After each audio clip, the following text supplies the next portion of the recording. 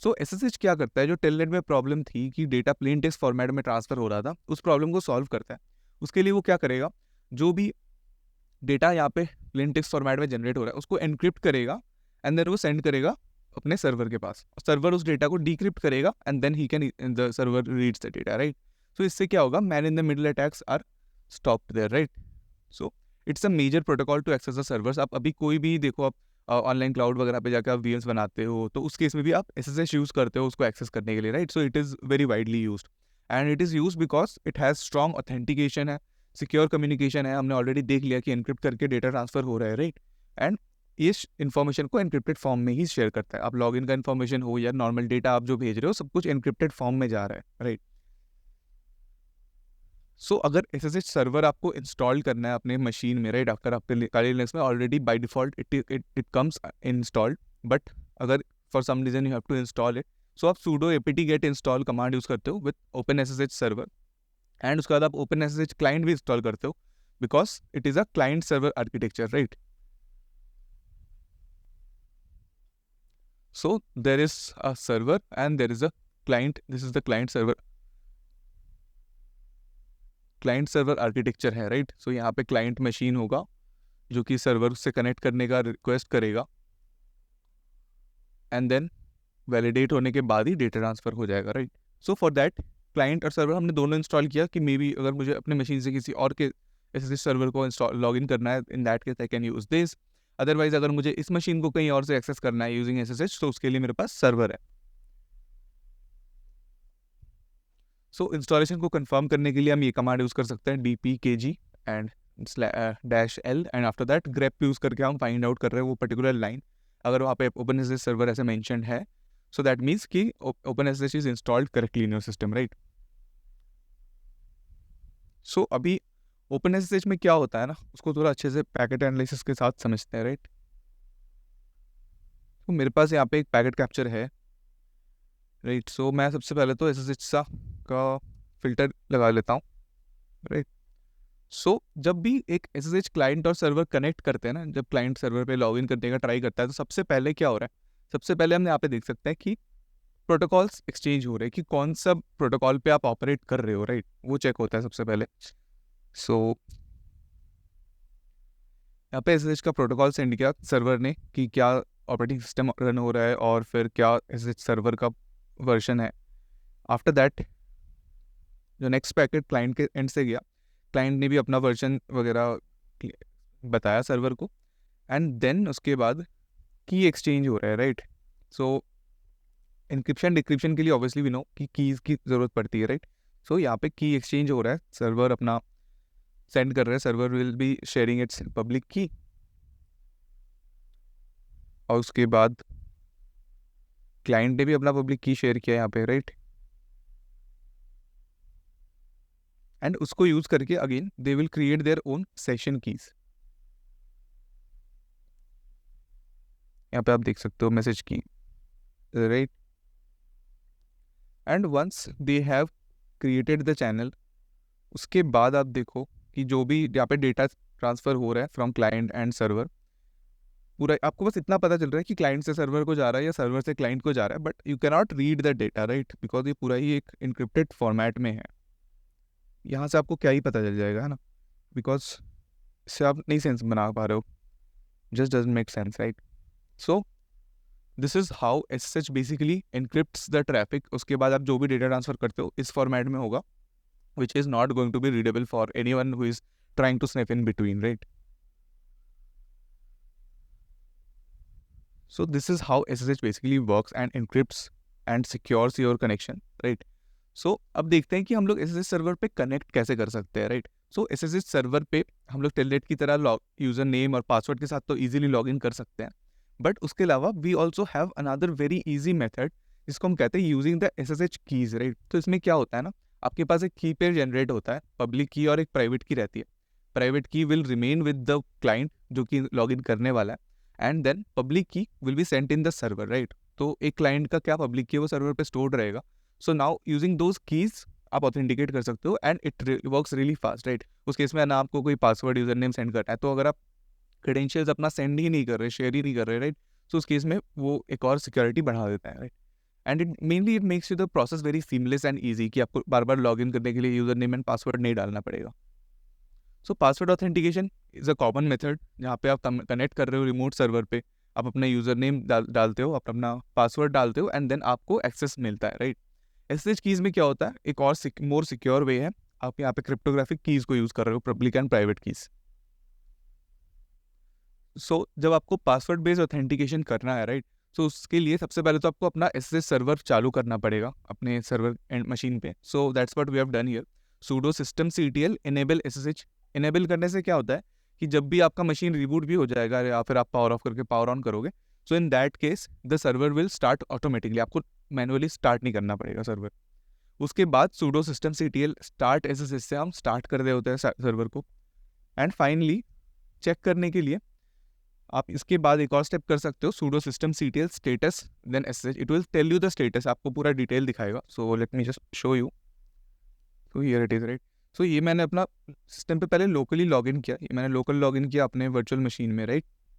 And उसके बाद देखो मैंने sudo systemctl ssh स्टेटस से चलाया था, लास्ट कमांड जो था. एंड यहाँ पे मुझे एक्टिव स्टेटस में यहाँ पे दिख रहा है कि it is active and it is running. और कब से रन हो रहा है, ये इस डेट से रन हो रहा है. और यहाँ पे सर्विस जो है वो डिसेबल्ड है. सो दैट मीन्स अगर मैं मशीन को ऑफ करता हूँ तो उस केस में जब मैं स्टार्ट करूँगा it won't start by default, right. अगर मैं पावर ऑफ कर देता हूँ या रिबूट कर देता हूँ इन दैट केस. सो अगर मैं sudo systemctl इनेबल कर देता हूँ ना,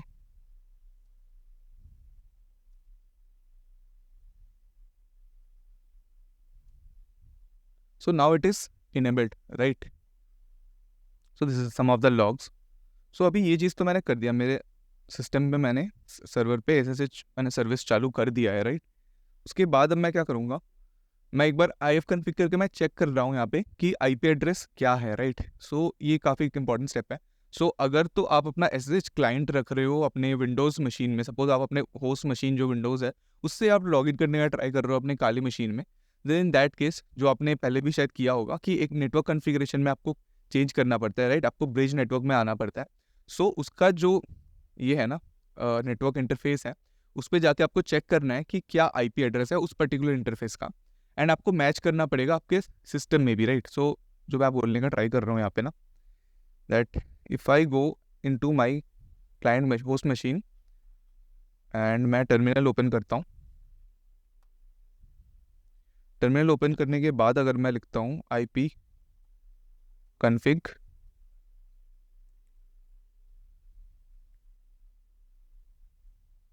सो यहाँ पे जो Ethernet 4 है आप देख सकते हो, इट इज़ 192.168.56.1 है, ये इसका IP एड्रेस है, राइट. और मेरा जो वर्चुअल मशीन है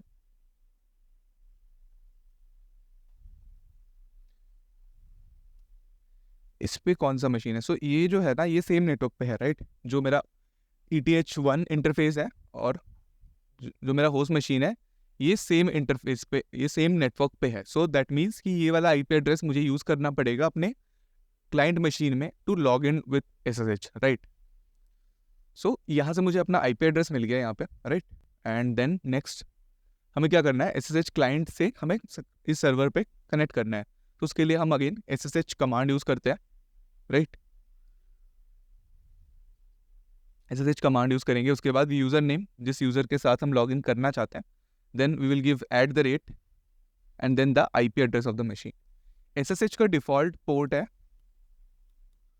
22. यहाँ पे बाय डिफ़ॉल्ट इट इज़ 22. अगर हम कुछ नहीं डालते तो दैट मीन्स 22.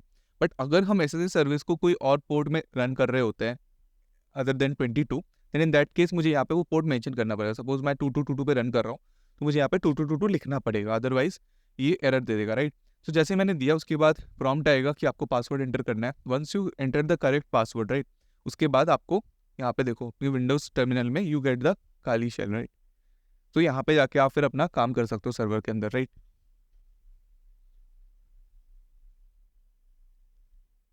सो ये तो था पासवर्ड बेस्ड ऑथेंटिकेशन. सो अभी जो नेक्स्ट स्टेप है ना, इसमें क्या होगा, हम की पेयर बेस्ड लॉगिन कर रहे होंगे. तो इसमें क्या हो रहा है, मेरे क्लाइंट के पास एक की रहेगा जो उसका खुद का प्राइवेट की होगा और उसका जो पब्लिक की है वो SSH सर्वर पे रहेगा, राइट.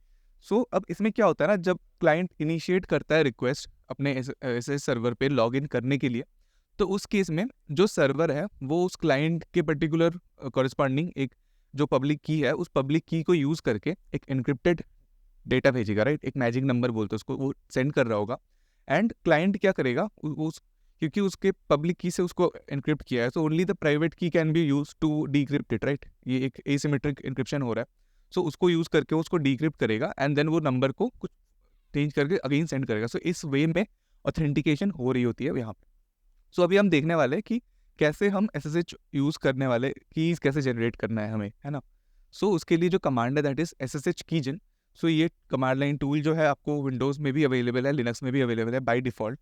सो आप जब इसको यूज़ करते हो जनरेटिंग पब्लिक प्राइवेट RSA की पेयर, यहाँ पे आपको क्लियरली दिख रहा है कि आपका पब्लिक की और प्राइवेट की दोनों यहाँ पे जनरेट हो रहे हैं। यहाँ पे आप कोई पास फ्रेज यूज़ कर सकते हो जब भी आप की पेयर को यूज़ करोगे, तो एक एडिशन सिक्योरिटी के लिए यहाँ पे मैंने उसको एम्प्टी छोड़ा है। सो दैट्स वाई मैंने यहाँ पे जो अगेन एंटर करना था वहाँ पे भी एम्प्टी रखा है, राइट। सो यहाँ पे मुझे क्या करना है ना, दिखा रहा है कि कहाँ पे सेव हुआ है, राइट। .ssh डायरेक्टरी है, उसके अंदर ID_RSA में स्टोर हुआ है वो, राइट। और जो पब्लिक की है उसका पाथ दिया है, उस फाइल का नेम दिया हुआ है ID_RSA.pub, right.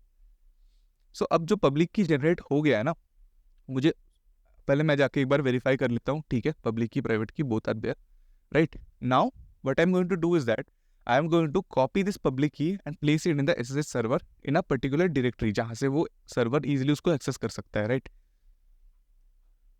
So what I am going to do is that पहले तो मैंने सिंपली लॉग इन किया SSH, उसके बाद काली में लॉग इन किया so that I can paste the private की, राइट, पेस्ट द पब्लिक की देयर, राइट। तो मैंने जब लॉग इन कर लिया उसके बाद उस पब्लिक की को मैं इस डायरेक्टरी में डालूंगा .ssh डायरेक्टरी में in the authorized keys directory, right? So basically .ssh and authorized key directories will be there 99% of the time, but अगर तो वो नहीं होता है so उस केस में हमें उसको ऐसे क्रिएट करना है and then we have to make sure कि ये परमिशन हमें उसको देना है सो दैट कि कोई भी आके उस फाइल को चेंज ना कर पाए, उस फोल्डर को मॉडिफाई ना कर पाए, राइट।